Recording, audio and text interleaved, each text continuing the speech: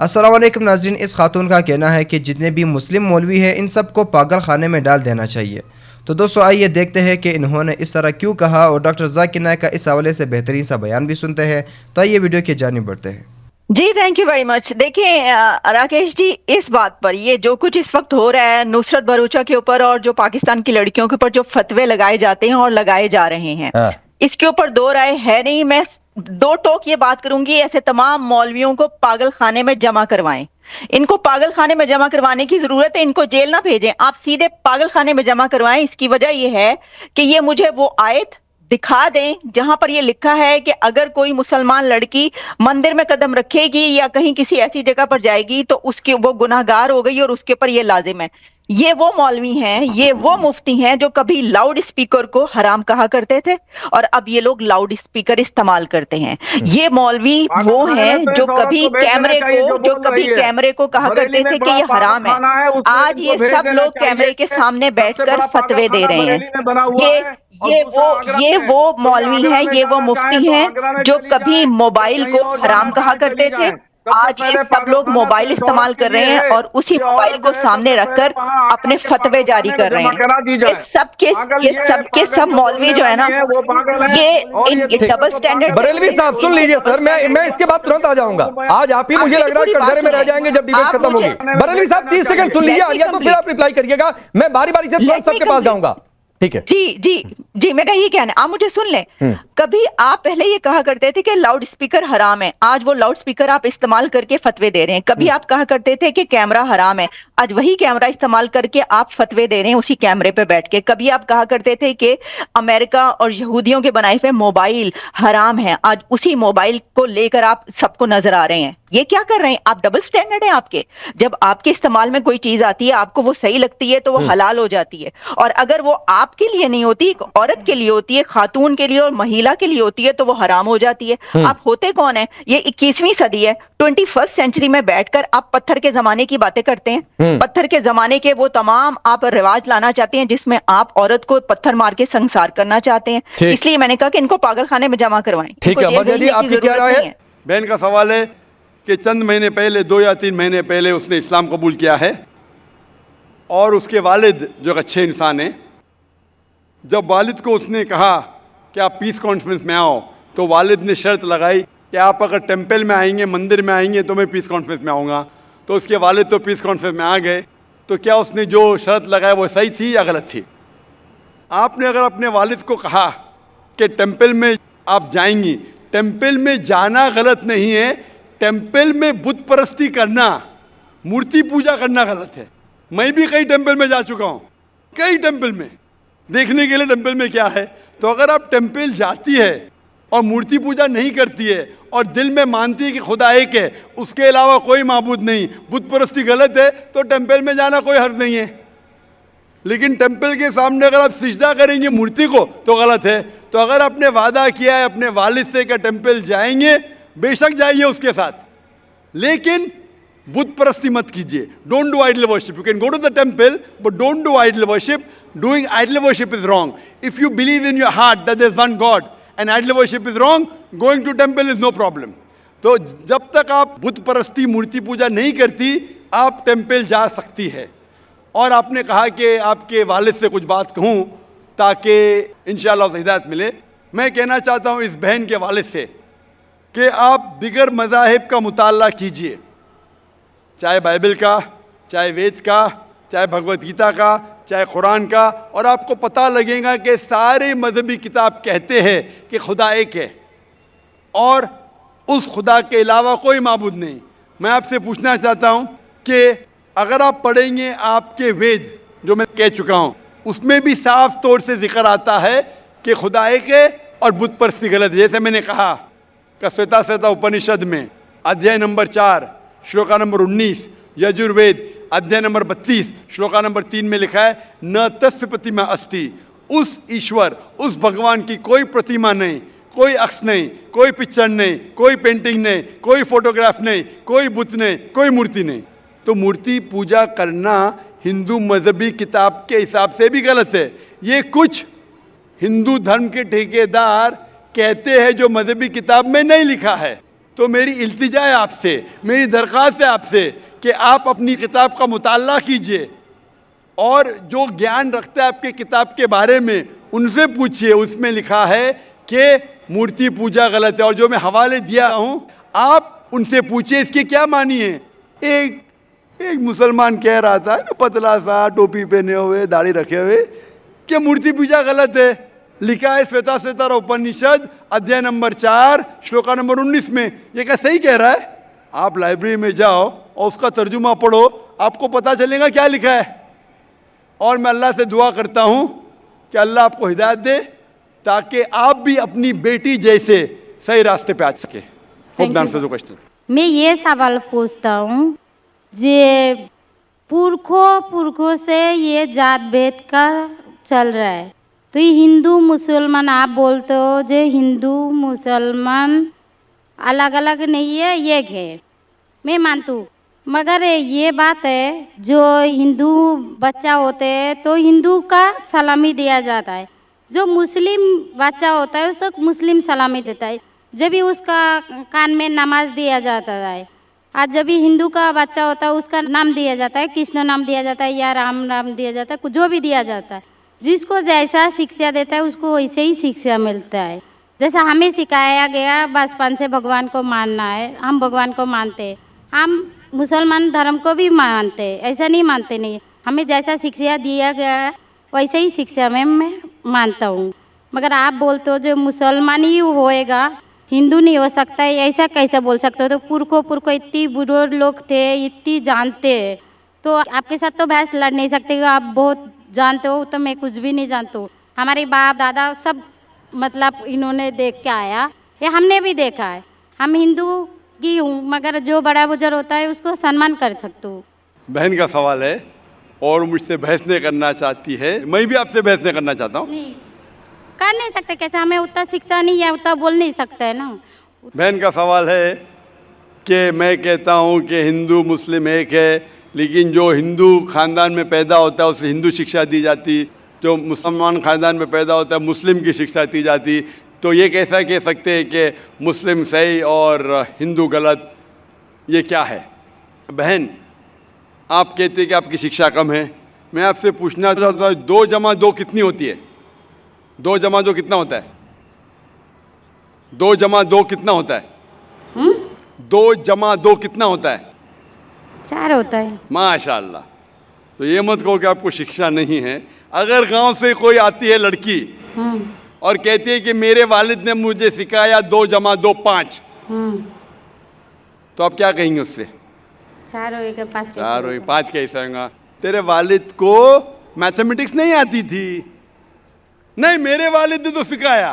वो नहीं कहेंगी अच्छा ठीक है 2 जमा 2 4 भी, 2 जमा 2 5 भी। ये कहना गलत है।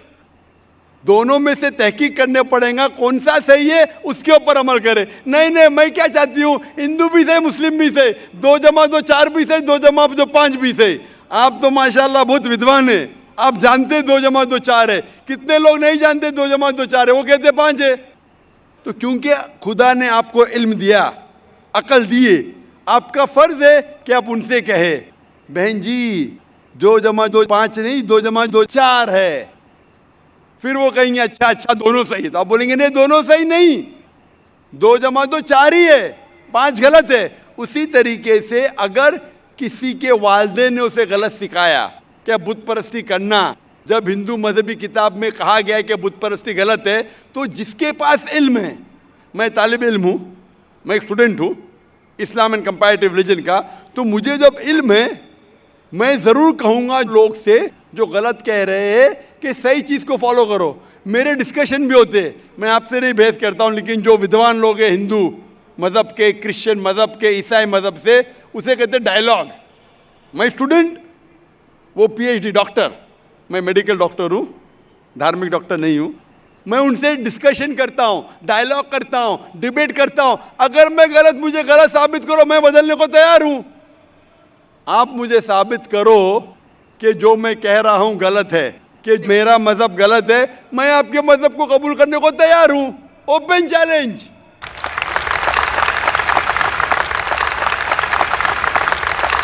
मैं क्यों कह रहा हूँ?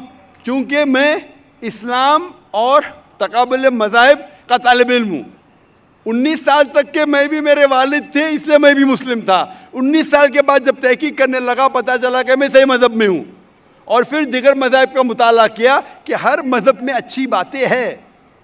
हर मज़ाहिब में बदलने के बाद भी, उस मजहबी किताब में बदलाव आने के बाद, करप्शन आने के बावजूद भी सही चीज़ लिखा है कि ईश्वर एक है, उसके अलावा किसी की इबादत नहीं करना चाहिए। इसके मतलब हमारी जो बड़ी बुजुर्ग है, जैसा आप लोग शिक्षा देते हैं हम लोगों को, ऐसा हमारी जो बड़ी बुजुर्ग शिक्षा देता है वो गलत है। काफ़ी चीज़ सही है, काफ़ी चीज़ गलत है। मैं आपके बड़े से बड़े गुरु के साथ भी डिबेट किया हूँ, डिबेट, डायलॉग। एक आपका हिंदुस्तान का बहुत माना हुआ श्री श्री रविशंकर के बारे में सुने आपने? श्री श्री रविशंकर सुने? ये लोग जैसे आपने किताब पढ़ के आप जानते हो, ये लोग भी किताब पढ़ के जानते हो। ओरिजिनल में किसने देखा है? बिल्कुल सही। वो कहता कि 4 साल से मैं भगवत गीता मुंह जबानी जानता हूँ, भगवत गीता का एक भी हवाला नहीं दिया। ऐसा नहीं है, ईश्वर ऐसे नहीं आते। अपने कितना पुण्य किया कहते हैं, इस जन्म का बोल सकते हैं, कितनी जन्म का कैसे बोल सकते हो? बिल्कुल सही। तो मैं कहता हूं कि आपके जो विद्वान बड़े से बड़े हैं, जो पीएचडी, उनसे कहता हूं आओ हम डिस्कस करें हिंदुइज्म में क्या लिखा। अगर वो इस्लाम को नहीं जानते, इस्लाम को बाजू रखो। मैं साबित करूंगा आपकी किताब से, आपकी किताब के जरिए कि खुदा एक है। मैंने इतने हवाले दिया। मैं पूछता हूं अगर मैं गलत हूं तो कहना चाहिए जाकिर ये गलत है, तुम्हारी मानी गलत है। मैं कहता हूं कि आपकी किताब कहती है यजुर्वेद अध्याय नंबर 32 श्लोका नंबर 3 और श्वेताश्वतर उपनिषद में अध्याय नंबर 4 श्लोका नंबर 19 में न तस्य प्रतिमा अस्ति, और प्रतिमा की मानिए अक्स। उस खुदा, उस ईश्वर, उस अल्लाह की कोई प्रतिमा नहीं, कोई अक्स नहीं, कोई फोटोग्राफ नहीं, कोई पेंटिंग नहीं, कोई पिक्चर नहीं, कोई बुत नहीं, कोई मूर्ति नहीं। फिर आप मूर्ति पूजा क्यों करते हैं? मूर्ति नहीं पूजा करेगा तो ईश्वर तो रख सकते हैं, जैसे शिक्षा दिया गया है, किताब में लिखा गया है। अगर शिक्षा मूर्ति गलत पूजा नहीं दे करेगा, इसकी मतलब जो मूर्ति पूजा ही करो, मूर्ता को देखो, गीता में महाभारत में मूर्ति नहीं है, वो पढ़ो। लेकिन आप उसमें भी तो शिक्षा है, वो कान में दो। आप मूर्ति पूजा करते हैं क्या? नहीं बहन, मैं करती हूँ, ऐसा नहीं करता नहीं, मगर गलत करती हूँ। मगर वो बात नहीं बोल रही मैं गलत नहीं करती। तो अगर आपकी सहेली कह रही है 2 + 2 5, तो आप उसको सुधारेंगे कि नहीं? हाँ, सुधारना तो मैं भी चाहूंगा कि मैं आपको हिदायत दूं। मैं कह रहा हूं कि अगर मूर्ति पूजा कुरान में लिखा गलत है, उसको बाजू रखो। आप कुरान में नहीं मानती, आपकी धार्मिक किताब में लिखा मूर्ति पूजा गलत है, मैं हवाला दे रहा हूँ। हाँ, तो फिर आप क्यों कर रहे हैं? मगर ईश्वर को बुलाना, जैसे उनको शिक्षा दिया गया जी, इस धर्म को ऐसा बुलाया जाए, ईश्वर को ही बुलाया जाता है। एक एक चीज पे डिस्कस करे फिर दूसरी चीज पे जाए। मेरा पहला सवाल है, मूर्ति पूजा जब गलत है तो क्यों करती है? आप बुत परस्ती क्यों करती है? अभी उन पुरखों ने वो ऐसा करके आया, आज की तो बात नहीं, हमने मना कर दिया चलो हमने नहीं कर रहा हूँ, मगर ये पुरखों जब भी जमाना से करके आ रहा है, ये लोग तो नहीं बोलेगा जैसे हम नहीं करेंगे, हम नहीं करेंगे, वो तो नहीं कर सकते ना। अगर रुमाने से देहात में सिखाया जा रहा है 2 + 2 5 है, तो आप उसको मानेंगी? मेरे पुरखे कहते थे दुनिया चपटी है, मैं मानूंगा? मेरे पुरखे कहते थे दुनिया चपटी है। मैं पूछता हूँ दुनिया क्या है आज? दुनिया चपटी है क्या? दुनिया गोल है? गोल है। गोल है। माशाल्लाह, आप तो विद्वान हैं, आप तो जानती है। तो अगर मेरे बाप दादा कहते थे दुनिया चपटी है तो क्या करूं मैं? उनकी बात को मानूं क्या छोड़ दूं? तो उस टाइम क्या जमाना चलता नहीं था? बिल्कुल सही, आज का जमाना है। आप उस टाइम बल्कि अच्छा जमाना था, अभी का जो जमाना है ना, उस टाइम बल्कि अच्छा था, नीक था। पहले अभी नीक नहीं है। पहले ऐसे प्रचार नहीं होते थे जहाँ करोड़ों लोग एक साथ में देख सकते थे। आज के प्रचार में यहाँ लाखों लोग जमा है, लाखों लोग के साथ साथ टेलीविजन पे करोड़ों लोग देखते, तो आपको कोई बहाना नहीं मिलेगा। करोड़ों लोग के सामने आपको कहा गया है कि मूर्ति पूजा गलत है, फिर भी आप करेंगी तो आपको कोई बहाना नहीं रहेगा। बाकी मूर्ति पूजा गलत है, मगर मैं एक धर्म के बारे में बोला जो उनमें जो लिखाया गया, आपकी कुरान शरीफ में जैसे लिखाया गया, हमारे गीता महाभारत में लिखाया गया, मगर वो पढ़ना तो गुनाह नहीं है ना। मैंने कब बोला कि गीता? मैं भी गीता पढ़ता हूँ। मैंने कब कहा कि गीता पढ़ना गलत है? मैं भी गीता पढ़ता हूँ, मैं बाइबल भी पढ़ता हूँ, मैं यहूदी किताब भी पढ़ता हूँ, वेद भी पढ़ता हूँ। आपने कितना पढ़ा मुझे पता नहीं, मैं पढ़ा नहीं हूँ, मैं अनपढ़ गवार हूँ। मैं लेकिन पढ़ा हूँ। हाँ, आप इसीलिए मैं पहले ही बोला आपके साथ बहस नहीं लड़ सकती, आपकी बराबरी करना भी मेरा काम नहीं है। हाँ, तो मैं आपसे बहस नहीं कर रहा हूँ, मैं सिर्फ इल्तिजा कर रहा हूँ। मगर मैं यही बोल रहा हूँ हमारी पुरखों ये जो करके आया, तो ये क्या गलत है? इसीलिए मेरे पुरखों कहते थे कि जमीन चपटी है, दुनिया चपटी है तो मानूं मैं उस पुरखों की बात? मैं पुरखों की इज्जत करूंगा। मेरे बड़े थे, मेरे बाप दादा थे। इज्जत करना जरूरी नहीं कि उनकी बात को मानना। अगर मेरे पुरखे कहते थे 2 + 2 = 5, तो क्या मानूं? मैं कहूंगा, मैं अदब से पेश आऊंगा, मैं उनको गाली नहीं दूंगा, मैं उनकी इज्जत नहीं निकालूंगा, प्यार से आऊंगा, लेकिन कहूंगा कि आप गलत है। अगर नहीं भी कहूंगा तो कम से कम मेरी जिंदगी में उसके ऊपर अमल नहीं करूंगा। तो मैं पूछना चाहता हूं कि जब आपकी धार्मिक किताब कहती है, आपकी शोहर की किताब, आप शोहर से शादी किए ना? लव मैरिज था? हाँ।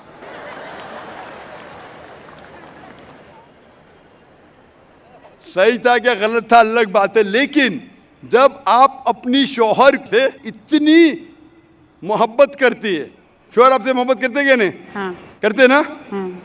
मैं भी मेरी बीवी से बहुत मोहब्बत करता हूं। मैं मेरी बीवी से सबसे ज्यादा मोहब्बत करता हूं। मैं मेरी बेटियों से भी मोहब्बत करता हूं, जिक्र और रुजदा से। मैं आपसे पूछना चाहता हूं कि आपके शोहर आपसे मोहब्बत करते, वो नहीं चाहते कि आप जन्नत में जाए? नहीं। आप चाहते हैं कि आपके शोहर जन्नत में जाए क्या नहीं? जाए क्या नहीं? तो मैं पूछता हूं कि अगर एक गाड़ी है, एक गाड़ी जब चलती है, एक पहिया है साइकिल का, दूसरा पहिया ट्रैक्टर का, गाड़ी चलेंगी क्या? नहीं चलेंगी ना? नहीं चलेंगी, इम्बैलेंस। तो इसीलिए हमें देखना चाहिए कौन सा टायर सही है। चारों टायर अगर लगा देंगे साइकिल के तो बन जाएंगे हाथ गाड़ी, अगर ट्रक के टायर तो बन जाएगा ट्रक। तो हमें ये देखना, तहकीक करना चाहिए। मैं ये नहीं कहता हूं कि आंख बंद करके आप अपनी शोहर की बात को मानो। पढ़ा लिखा होना जरूरी नहीं है, लेकिन ज़हीन होना जरूरी है। हमारे आखिरी पैगंबर मोहम्मद सल्लल्लाहु अलैहि वसल्लम, वो भी अनपढ़ थे, लेकिन सबसे ज़हीन थे। तो मैं आपसे पूछता हूं, जब साफ तौर पे आपकी किताबों में, हिंदू मजहब की किताब में और कुरान में लिखा है, आपके पुरखे अगर गलत चीज कहते थे तो आपको गलत चीज पे अमल करना जरूरी है? नहीं। तो आप क्यों नहीं बुत परस्ती छोड़ते? आप कहते आप शोहर से मोहब्बत करते क्या नहीं? क्वेश्चन मार्क है, क्वेश्चन मार्क है। ये ऊपरी मोहब्बत है। सही मोहब्बत होगी तो मैं चाहूंगा कि इस दुनिया में भी और आखिरत में भी मेरी बीवी मेरे साथ हो। आप नहीं चाहेंगे आपके शोहर आपके साथ हो क्या नहीं? हाँ। तो आप ये नहीं तहकीक करेंगे कौन सही आपका शोहर क्या? आप नहीं, वो मानते हो मेरा शोहर क्या है, मगर उनका भी मानते हो, मगर ये मूर्ति पूजा इसका छोड़ सकते हो, मगर मेरा धर्म का जो नाम है वो तो कान में लेना मैं जरूर। धर्म का नाम की बात कर रहे हैं आप? हाँ। नाम की। नाम से मैं भी हिंदू हूं। क्या हूं? हिंदू। हिंदू का मतलब हिंदुस्तान में रहने वाले को कहते हिंदू। हाँ। ये लफ्ज सबसे पहले वजूद में कैसे आया? जब अरब लोग हिंदुस्तान में आए तो उनने ये लफ्ज हिंदू दिया। हिमालय के हिंद से और सिंधु के दू से कुछ लोग कहते। इसीलिए आज जब मैं जाता हूं गल्फ कंट्री में, सऊदी अरब में, कहते हिंदी है, जाकिर हिंदी है। तो लफ्जी मानी से मैं हिंदू हूं। It's a geographical definition. जो हिंदुस्तान में रहता है उसे कहते हैं हिंदू।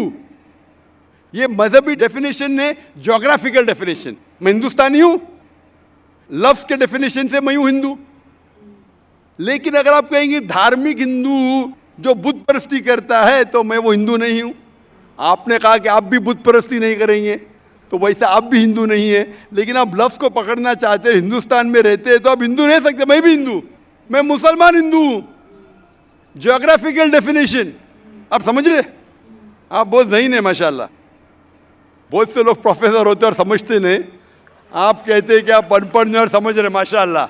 तो ऐसे इल्म का क्या फ़ायदा जो आपको खुदा की तरफ नहीं लेके जाए? कल मेरी तकरीर थी तालीम दोनों जहां के लिए। तो मैं आपसे पूछना चाहता हूं, आप अपने आप को हिंदू कहती है क्योंकि आप हिंदुस्तान में हैं, तो मैं भी अपने आप को हिंदू कहता हूं। आप बुत परस्ती को छोड़ दो क्योंकि आपके हिंदू मजहबी किताब में भी लिखा हराम है, तो आप बुत परस्ती को छोड़ने तैयार है? तैयार है? माशाल्लाह। मानते हैं कि खुदा एक है? हाँ। आप मानते हैं कि मोहम्मद सल्लल्लाहु अलैहि वसल्लम आखिरी पैगंबर है? हाँ। माशाल्लाह। उसका मतलब मुस्लिम है? हाँ। तो आदमी के पास आएगा तो मुस्लिम ही है जी। आदमी मुसलमान होएगा तो औरत जात मुसलमान ही होता है। औरत जात का कोई जात आदमी है तो मुसलमान है। कभी कभी जरूरी नहीं, उल्टा भी होता है, जो औरत है वो आदमी बन जाता है। क्योंकि एक मैं कहूंगा सही है क्या बताने, दिल लगाया गधी से तो परी क्या चीज है। तो प्यार अंधा भी होता है। मेरी उर्दू इतनी महान नहीं है तो शेख फैजुर रहमान मुझ पे हंसेंगे, उन्होंने कौन सा शेर कह दिया ऐसा। सब शेर पब्लिक के लिए नहीं होते। तो मैं कहना चाहता हूं कि आपने शादी तो की, मोहब्बत तो की, लेकिन अमल में आप अगर बुत परस्ती को छोड़ने तैयार है, एक खुदा को मानने तैयार है और मानने को तैयार है कि मोहम्मद सल्लल्लाहु अलैहि वसल्लम आखिरी पैगंबर है, तो आप अपने आप को मुस्लिम कह सकती है। हाँ, मैं मुस्लिम तो हूँ। माशाअल्लाह। तो आप मानते हैं कि खुदा एक है? हाँ। आप मानते हैं बुत परस्ती गलत है? हाँ, गलत है। आप मानते हैं कि मोहम्मद सल्लल्लाहु अलैहि वसल्लम आखिरी पैगंबर है? हाँ। आपको कोई भी जबरदस्ती कर रहा है इस्लाम कबूल करने के लिए? नहीं नहीं, मेरे को कभी कोई किया ही नहीं। माशाअल्लाह। कितने साल पहले आपकी शादी हुई? मेरे को अभी 8-9 साल हो गया। 9 साल हो गए। आपके शोहर ने जबरदस्ती नहीं किया, सही किया है गलत किया बाद में डिस्कस करेंगे, लेकिन आज आप अपने दिल से कबूल करना चाहती है इस्लाम? हाँ। आप पे कोई भी दबाव नहीं? नहीं। आप दिल से करना चाहती है? इंशाल्लाह मैं अरबी में कहूंगा, आप उसे दोहराइए। अशहदु अशहदु अल्लाह अल्लाह इलाहा इलाहा इल्लल्लाह इल्लल्लाह व अशहदु व अशहदु अन्ना मुहम्मदन अब्दुहु व रसूलुहु। व रसूलुहु। मैं शहादत देती हूँ, मैं इजाज़त देती हूँ कि अल्लाह के अलावा कोई माबूद नहीं है और मोहम्मद सल्लल्लाहु अलैहि वसल्लम उसके पैगंबर और बंदे हैं। माशाअल्लाह। आप 9 साल के बाद अब मुसलमान हो चुकी है। मैं दरख्वास्त करता हूं कि आप इस्लाम का इल्म हासिल करो, कुरान मजीद तर्जुमे के साथ पढ़िए और उसके ऊपर अमल कीजिए। आपकी ये शहादत ने मेरी कल की तकरीर को मुकम्मल किया है। मैं कह रहा था तालीम दोनों जहां के लिए, वो तालीम आप PhD करो, टीचर बनो, प्रोफेसर बनो, लेकिन आपके रब के करीब नहीं लेके आएंगे, आपके खालिक के करीब नहीं लेके आएंगे वो तालीम, तो फायदा क्या है? तो आप उस प्रोफेसर से बेहतर है जो उसका तालीम उसको रब की तरफ नहीं लेके आ रहा है। मैं आपको शाबाशी देता हूं और अल्लाह से दुआ करता हूं कि आपको इस जहां और आखिरत में इंशाअल्लाह जन्नत दे। आपको सलाम, आपके जितनी भी मुस्लिम भाई है उसको भी मेरा सलाम। तो नाज़रीन, ये थी हमारी आज की वीडियो इस औरत के बातें। तो आप लोगों ने सुन लिया, उन्होंने कहा कि इस्लाम में जितने भी मौलवी हैं इन सब को पागल खाने में डाल देना चाहिए। दोस्तों, इसे ऐसा बिल्कुल भी नहीं कहना चाहिए। तो डॉक्टर जाकिर नायक का बेहतरीन सा बयान भी आप लोगों ने सुन लिया मंदिर के बारे में। उम्मीद है कि आपको इस वीडियो से कुछ ना कुछ ज़रूर सीखने को मिला हो। दोस्तों, डॉक्टर जाकिर नायक के बारे में अपने राय का इजहार कमेंट सेक्शन में ज़रूर कीजिए। और हाँ नाज़रीन, ये बात भी कहना चाहता हूँ कि दोस्तों, हमारा वीडियो बनाने का ये मकसद नहीं कि हम किसी के मज़हब या किसी शख्स को टारगेट कर रहे हैं। दोस्तों, हमारा सिर्फ़ और सिर्फ ये मकसद होता है कि हम आपको हकीकत, सच और सच्चाई का रास्ता दिखाएं। तो उम्मीद है कि आपको इस वीडियो से कुछ ना कुछ ज़रूर सीखने को मिला हो। डॉक्टर जाकिर नायक के बारे में अपने राय का इजहार कमेंट सेक्शन में ज़रूर कीजिएगा। वीडियो को लाइक और चैनल को सब्सक्राइब करना बिल्कुल ना भूलिए। मिलते हैं नेक्स्ट वीडियो में, तब तक के लिए अल्लाह हाफिज़।